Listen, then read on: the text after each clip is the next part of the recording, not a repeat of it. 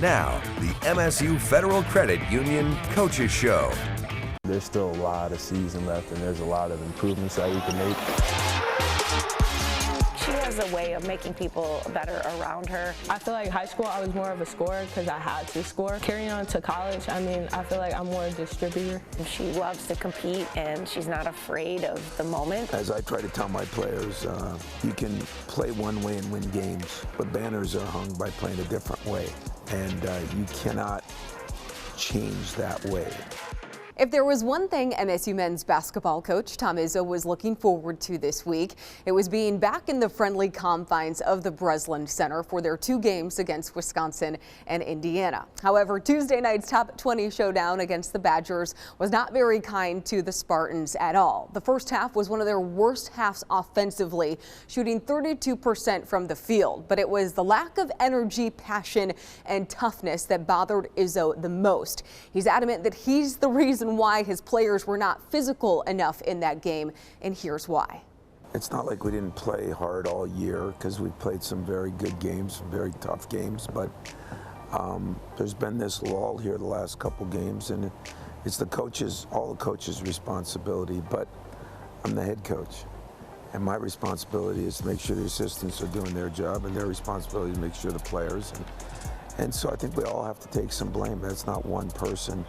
But it was a disconnect game. We were not in it early, and we battled back. I don't know how we were in it late, because we really hadn't played well enough, but there's nobody that takes responsibility for that more than the head coach, and I'm just not one of those guys that I'll blame a player for what he did. I'll talk to him about it, but at the end of the day, if I don't get it out of him, that's my job. What did you notice from film then that you thought was a lot worse? I just thought every loose ball, I thought there was a lot of fouling that went on, and we have a theory that the most aggressive team gets the calls, and they deserved them. They got them all, I thought. That's not against the officials. It just means every loose ball, every physical part of the game, they won the battle on. What do you think Judd would do right now? Well, he'd be a lot better than me. He valued his sleep and his rest a little bit, and you know, Judd would be disappointed in our performance. And you know, if I'm honest with you, the media, or you, the show, people can't handle that. So I have to pick and choose my words, you know, because they just kind of go off. And this happens throughout a season. There's 31 games. We played awfully well in a lot of games, and we played poor in a couple games. I've stated to you and everybody else, we're not a great team yet. We're trying to become a great team, but we're a lot of inexperience. We might have some juniors and seniors, but they have no real experience. I mean, yeah, it's your job to fix it, you say. But, you know, when you would maybe have conversations when Judd was living, or who do you talk to now to get some advice to help you do a better job, as you say, or feel like you need to do a better job? Who do you talk to now? The mirror. I'm a good looking in the mirror. I've always believed that we all have to look in the mirror and say, are we doing everything we can do? I think we live in a blame society, you know. Somebody makes a mistake, it's somebody else's fault. I don't live in a blame society. I look in the mirror and I say, well, what could I have done better? What could my staff have done better? Then what could a player do better? Golden State Warriors go through a 5-game losing streak and play bad. You know, the Los Angeles Lakers, when Magic was there, when LeBron's there, going through that and play bad. I mean, it's fixing the problems, and it's getting through to kids and trying to keep them off the social media so they don't hear all the stuff they have to hear, and just focus in. And sometimes when you struggle a little bit, the locker room is your sanctuary, because those are the only people that really know what's going on. Moms and dad aren't at practice. Brothers and sisters, AU coaches, buddies, media, they're not at practice. It's only the team that knows what's going on, and that's kind of the way you fix it. You always, too, sort of dread facing your former assistants. You'll be going up against Dane Fife. Obviously, he went back to go play at his alma mater this last year. Broke up your longest tenured coaching staff in college basketball. But what do you think that maybe he's added to IU since he's went back there as a coach? Well, you know, in a crazy way, it was a good move for him, because, you know, he was here 10 years, and you know, that is his alma mater. You know, his wife's from there, he's from there. it was a place he chose over here because of Bobby Knight, and just it was his dream to play there, and I respect that. I encouraged it. I felt like it was a good move for him. Sometimes it is good to get in different arenas, different places, and I'm sure he's brought a lot to their program. Put it this way, he knows us better than I know them. That's a great way to put it, I guess. You know, a little harder to prep per se. Yeah, I mean, he knows our players, just about all of them, even Max and that, because he was around when we recruited him. And I mean, I know one or two of their players, but I don't know them on a daily basis like he does ours. So advantage, Fife in Indiana, but that doesn't really faze me or do anything for me. It's what we do. It's what Michigan State does. That's important. As I try to tell my players, you can play one way and win games, but banners are hung by playing a different way. And you cannot change that way. You can run a different offense or a different defense, but you have to play with the same passion and heart. And for some reason, I think coaches all over the country are having a little harder time getting that out of their players on a consistent basis. So now we're 17-6. I mean, that's still a record that a lot of people would die for. And right now, I'm not dying for it, but I'm appreciating it, understanding it, and know that this team has played at a different level. So it's not like I have to reinvent the wheel. I have to figure out why, you know, this has happened, and I think we'll do that by Saturday. The February fight is in full swing for MSU, and if there's anyone who can get his team through it, it's Izzo. As a veteran Hall of Fame coach who's been at the helm here for 27 years, he's experienced stretches like this before, and in his eyes, he views it as an advantage. However, he does need his leaders, as in captains Gabe Brown and Malik Hall, to not only speak up, but play with purpose.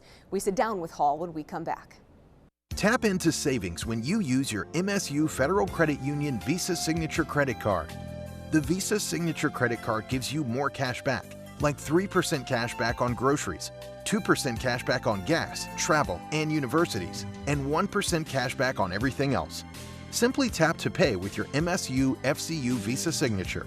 It's fast, easy, and convenient. Tap to pay, get more cash back with the MSU FCU Visa Signature Credit Card. Welcome back to the MSU Federal Credit Union Coaches Show. Being a captain is something junior forward Malik Hall takes very seriously. He may not be the vocal leader like Gabe Brown is, because he feels he's more of a lead by example kind of guy. And as he expressed to our Nick Mantis earlier this week, he's found new ways to motivate himself this season. Music has always been a motivator in Malik Hall's life, so we start with the tough question. Who's on the pregame playlist? It honestly depends. Like, I got a lot of different, like, it depends on the day and how I'm feeling, really. Like, sometimes I'll go really slow, like I go to some Rod Wave, or I can go like really fast and go like Trippie Redd or Playboy Cardi. You know, it all just depends on how I'm feeling that day. So no Shania Twain or anybody like that? No. Okay. Just checking. Some people got different type of music. No, and stuff, I got all different types, honestly. Like, I could go Michael Jackson one day. I could go Jackson 5 one. Like, I could do a lot of different things. All right. Most of the time, it's just the same couple of songs. Hall the trailer. Late! Oh, there's a whistle on the far sideline. We have a foul. We have a foul against Illinois. Can you take us through those last 2 free throws against Illinois? Mm-hmm. What went through on the first one and then on the second one? Really, like, I had kind of been through a mental battle with my free throws because I started off the year super well. I was shooting like 100% for like the first couple games. I think there was, I don't know if it was Minnesota or somebody, I went like 1 for 5. I kind of got in my own head, but like it's something that I've always like worked on and I continue to work on. So just, you know, stepping up to a free throw line, I tried not to think of anything else, just like, hey, it's just free throws. So then I shot the first one and it kind of like went towards the back and then the front, then like just popped right out. And it really hurt, but I mean, there was still a chance, so like I wasn't like super down. And then the second one, we had decided to miss, and I think I had like Drew on the left side, Markey on the right side, and I tried to see who had like the smaller person, and I was gonna like hit the back of the rim so that it would like pop up and just kind of go like a little bit to where the Jew was, I think it was, and so he could like tap it in, and I over-arced it and it just went in, didn't hit anything.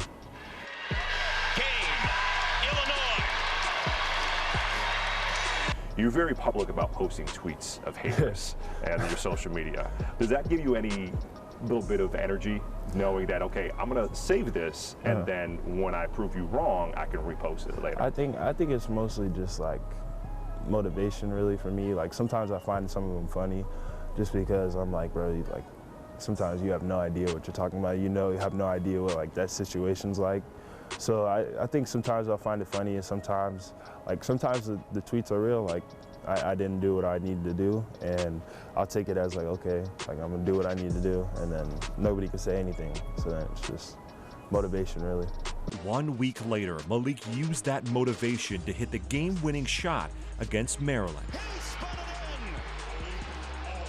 It was exciting, just to see that the work's paying off, The work's never done, really, but when you're in that moment, you're just really happy and you're really excited, especially when teams are showing you love, coaches showing you love. So it's a great feeling, but, like I said, there's more basketball to be played, so we just focus on the next one.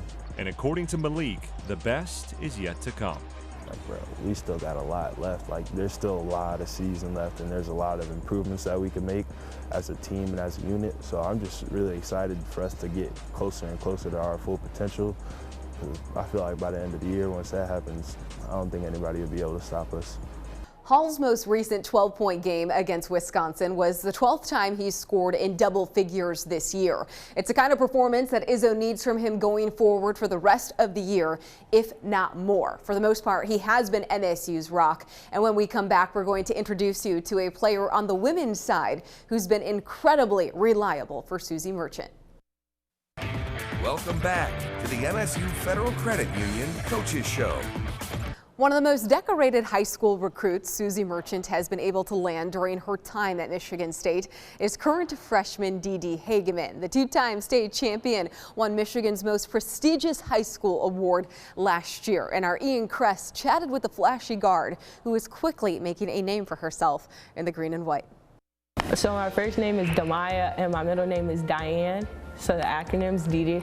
That nickname was given to Dee by her grandma, and she turned it into a household name at Detroit Edison by capping it off with Michigan's top female high school basketball honor, Miss Michigan. Every day you walk through here, you see your Miss Basketball Award. How cool is that every day to see something that you won in high school? It's very heartwarming, just walking through here and just seeing like all the goals that I accomplished. Miss Basketball was a really big goal of mine because when I was younger, my sisters were they competed for Miss Basketball, but they didn't get it. So I had to be the first one in the house to win Miss Basketball. I always walk through here, look at it, and then I'd be like, wow, like all the goals that I have for like high school, like I accomplished like most of them. So it just makes me more proud of myself. It makes me want to go harder for my goals in college. Growing up in Michigan, did you ever come to the Breslin and see the Miss Basketball Award here? Yeah. I mean, my whole recruiting process, I came here so many times. I really lived here. I came to every practice. The first time I ever got to state, it felt just like home. Like I felt like I knew everybody. Everybody was so like heartwarming and just welcomed me in. Hageman on the pump around Caitlin Clark and the finish for the freshman. Now let's just talk about you in general as a person. You seem like you got a lot of swag to you. I feel like, I mean, you got the chain right now, the sweet kicks. Is that something you've always been like, having that kind of flair to you? Yeah, like growing up, my dad was a sneakerhead, so I just got into sneakers, and I'm starting to like watches now. I'm starting to like chains. I feel like jewelry is like #1 for me, and shoes always come second. I never wanted to be ordinary. Like I always wanted to be different. I don't like doing what everybody does. And that not only separates Dee off the court, but on the court.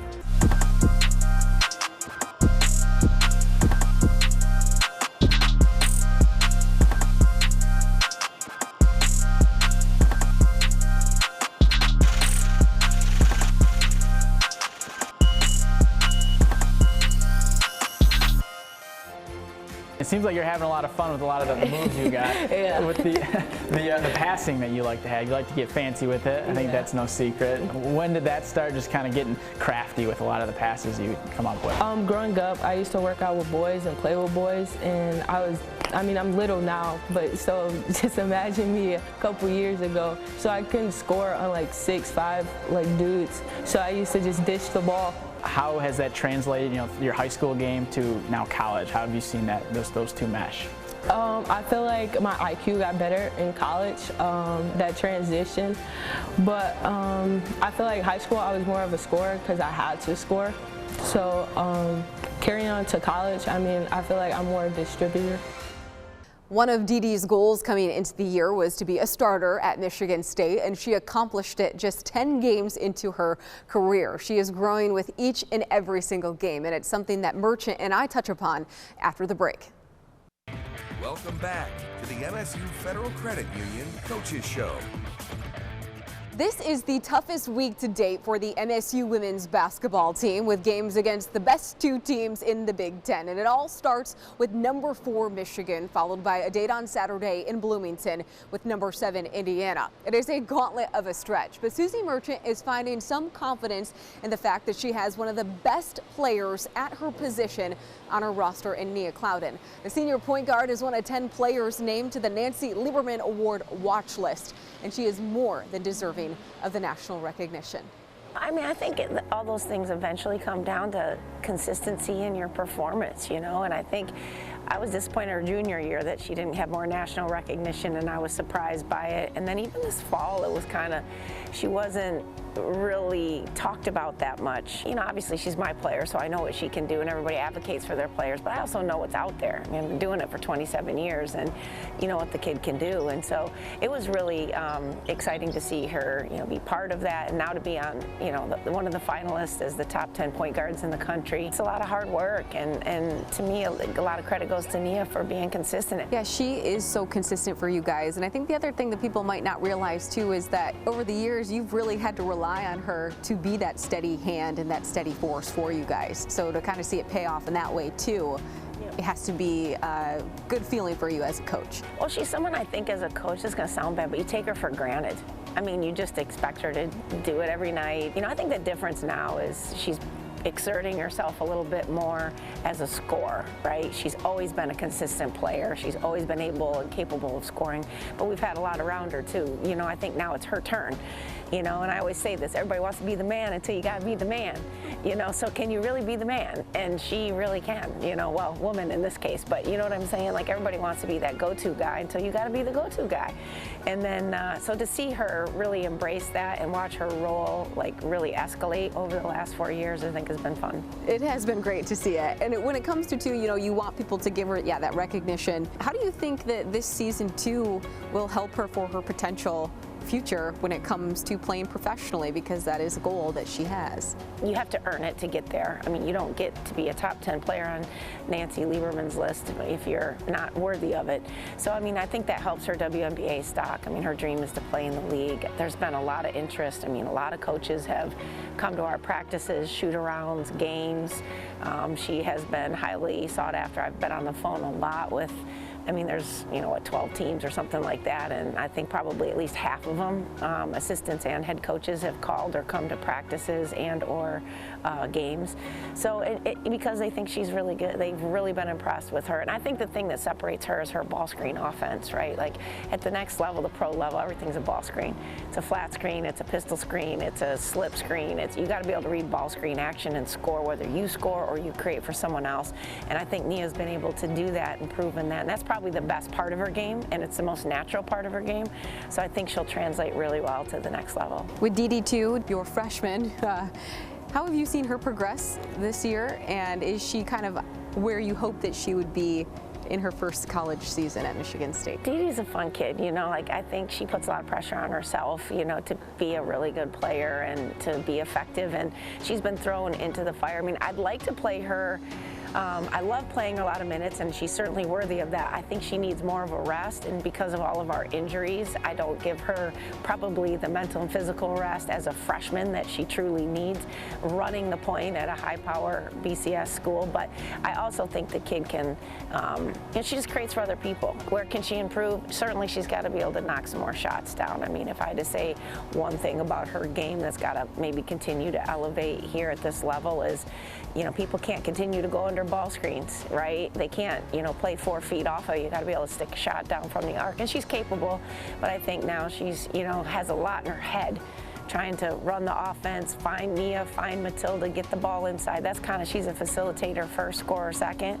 So I think at this level, eventually, all those things to be really good, you gotta have them, you gotta be able to do both, which is what makes Nia, what has helped Nia become a high-level player and a WNBA draft pick potentially here coming up. And that's the same progression that Dee Dee has to take. The mental side too, just quickly in terms of going up against a team like Indiana, what will you do this week to mentally prep for the Hoosiers? I mean, they start a point guard, Allie Papworks. It's her 7th year of college. She's 25. She's 25 going against 18-year-olds. I mean, that's a huge difference, right? You think about that in terms of football. I mean, 18-year-olds get redshirted as soon as they get here. I mean, you don't even consider putting them on the field. So it's a huge difference. And so I think just really preparing as best we can. To me, I want to see fight and grit and toughness. You can always compete. You can always compete. It doesn't mean you're going to make every shot or you're going to get every rebound, but your fire and your toughness on game night has to be there. And so that's, you know, for us as we go into Indiana, I mean, I think you're looking at a team that's very veteran. I mean, they log a lot of minutes. Those kids have played in Elite 8.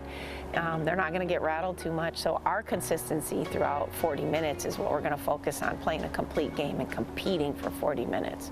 And not to mention the fact 10-1 at home. Yeah, well, winning anywhere on the road nowadays is hard. I mean, it's just a tough environment everywhere. So yeah, and a team that's been pretty consistent there is not easy. This truly is the fun part of the season, and we appreciate you not only tuning into this show, but all of our shows throughout the year. Have a very happy and healthy weekend.